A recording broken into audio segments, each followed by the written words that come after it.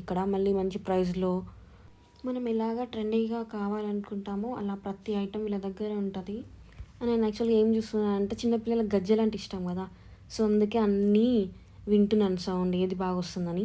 So అందులోకి వెళ్ళి ఒక 3 పట్టీలు తీసేసుకున్నాం మేము. నెక్స్ట్ బౌల్ ఒకటి షాప్ చేసాము.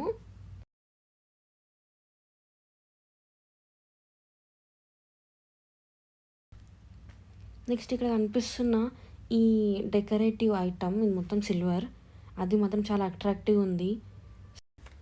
మేము తీసుకున్న పట్టీలకి ఫైనల్గా వాళ్ళు లాస్ట్కి హుక్స్ సెట్ చేస్తున్నారు.